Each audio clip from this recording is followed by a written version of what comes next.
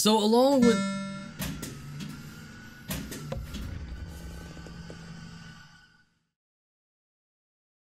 Jackbot is telling me to check my fuses F114 and F115.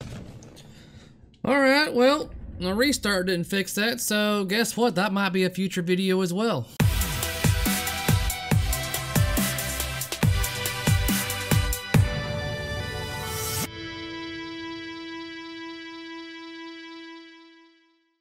What's up everyone, and welcome back to my channel where I talk and do everything pinball. So if that sounds interesting to you, then hit that subscribe button down below.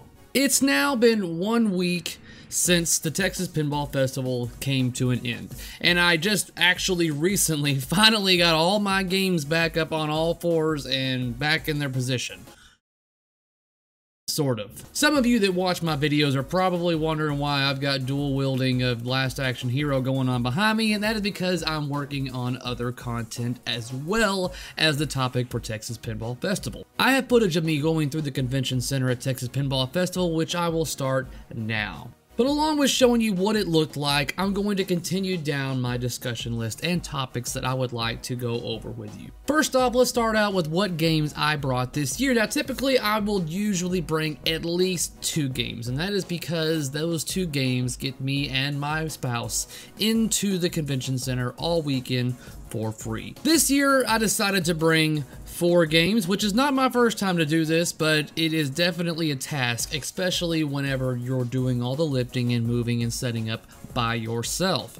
This year, I had a little help, so I was more willing to do the job of 4 games. Not to mention, those people that helped me got in for free as well, so there you go. I brought Back to the Future, I brought Jackbot, Last Action Hero, and World Cup Soccer 94. My Last Action Hero machine, also known as Arnold, was placed in the showcase area near the front of the convention center. My other 3 games were placed in the Penn Stadium booth. Now, in my opinion, setup gets easier and easier every year at Texas Pinball Festival.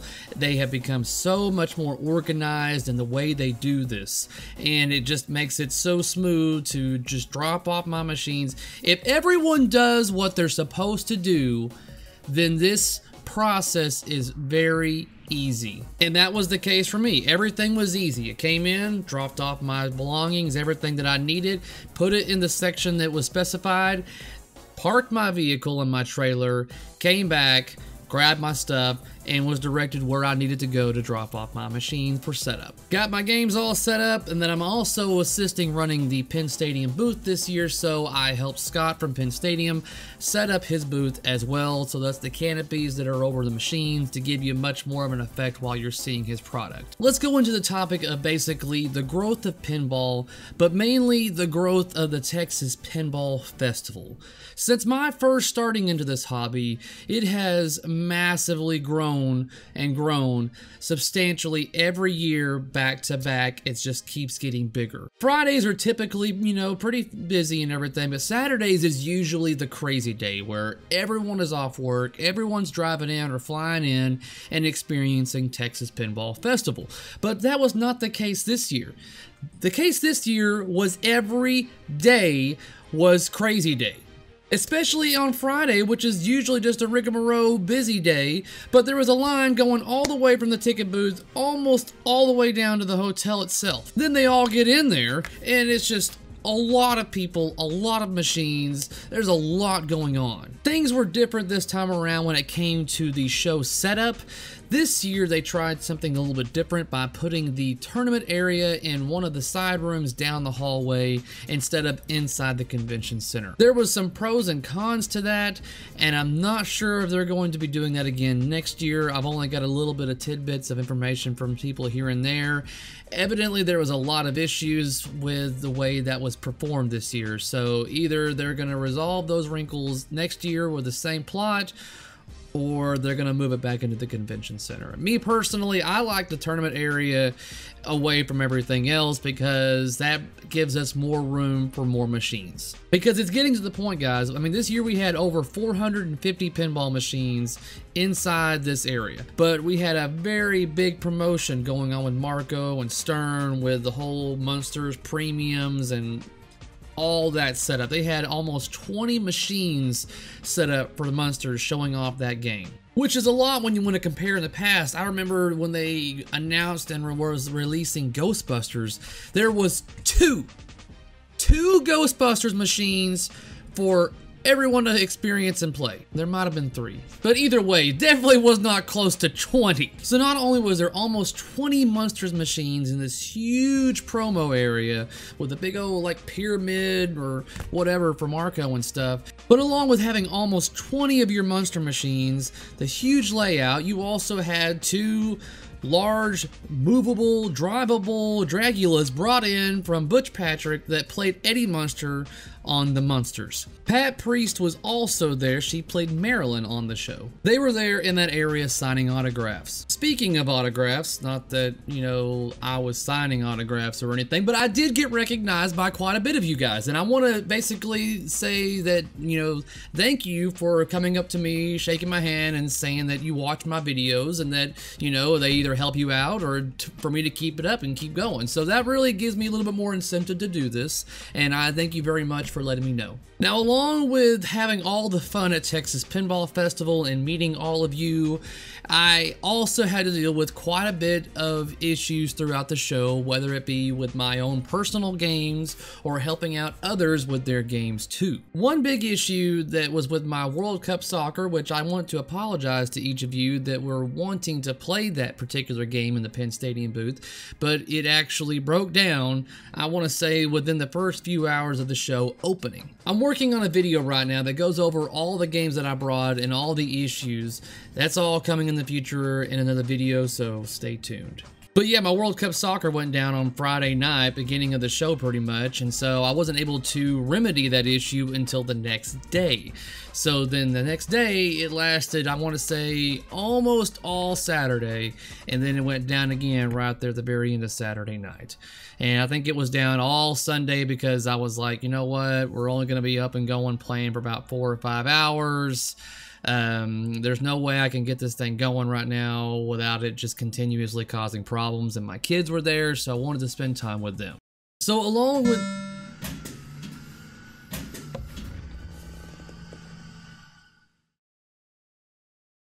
Jackbot is telling me to check my fuses F114 and F115.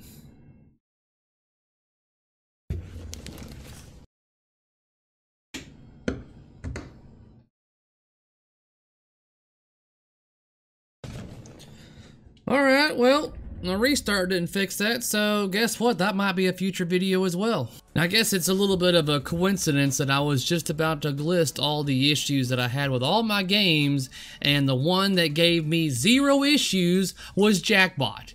And lo and behold, the son of a bitch decides to fail on me right now during this video. Thanks, dude. So I got to experience something for the very first time, and hopefully my last time when it comes to this particular issue, but I had my first playfield glass break. I was dealing with one of my issues on Back to the Future, and let me be clear that I am always careful with my playfield glass, and I don't set it on concrete. I'm always setting it on something soft, and since the convention center is layered with soft carpet, I didn't think I had that much to worry about. So I took the playfield glass off of Back to the Future to deal with an issue, and I set it in between the machines and trying to nestle it down and be all gentle with it. And that's when the glass basically just turned to water. I mean, it just... And it was an intensifying moment of, oh my god, did that just happen? I was in total shock because I didn't understand how or why it did what it did. Now, if I was to accidentally bump a leg or drop it or do something that was, you know, physically a reason for it to do what it did, then I'd be like, ah, my bad. But when you're setting it on carpet and it just turns to water and just, and it doesn't break into big old chunks, everyone. If you've never broken tempered glass, it doesn't just break in 2 pieces like, you know, a regular glass. It literally turns into one of the biggest messes that you will ever have to deal with. So there was a kid that was playing the Terminator 2 right next to me, and it broke, and a little bit of pieces even went on top of the Terminator 2 at that time. And the kid initially thought he did something wrong, as if he broke the glass. Now, in hindsight, I kind of wish that I would have been like, yeah, kid, what the heck did you do? You broke my pinball playfield glass. You better get your dad over here and tell him to give me 25 bucks so I can buy me another one. That was all in hindsight. I mean, I wouldn't have actually done it, but I would have liked to have seen the kid's reaction if I would have blamed him for it. That would have been kind of funny. Luckily, I've got friends all around the place, so one, I knew immediately whenever I broke this playfield glass and caused a big mess, I was immediately thankful that it was not broken inside of the machine, because that is something I have, oh god, just thinking about it is giving me an anxiety issue. But like, I definitely don't want to have to deal with that, especially at a show. So immediately when I broke, I was very thankful that it did not break inside the machine, but I was also thankful that Multimorphic sells playfield glasses at Texas Pinball Festival, at least for the last 2 years in a row now, for 25 bucks a pop. Deal. Shut up and take my money. No problem. So as that happens, a buddy of mine comes over, and I give him 25 bucks. I'm like, go get me another glass. He's like, I'm on it. And he goes and gets me another glass while I'm trying to get this glass away from other people that might step on it and hurt themselves. That was the main thing, is that I just didn't want anybody getting hurt, and there's little bitty pieces of glass, and I had to get it off the Terminator 2 machine and get things out of the way, but got the glass back on there, and now I've got the biggest like paranoia when it comes to handling playfield glasses now. Another issue that I had to basically figure out what was going on, and I want to apologize to all of you that were affected by this, but my Last Action Hero up front kept turning itself up higher on the volume. I can only assume that the shaker motor was rattling the game so much that maybe the potentiometer was trying to was like, I guess, slowly, but like turning itself up. That's all I can really suggest, because I know I did not turn this sucker up this loud. I did not want to do that.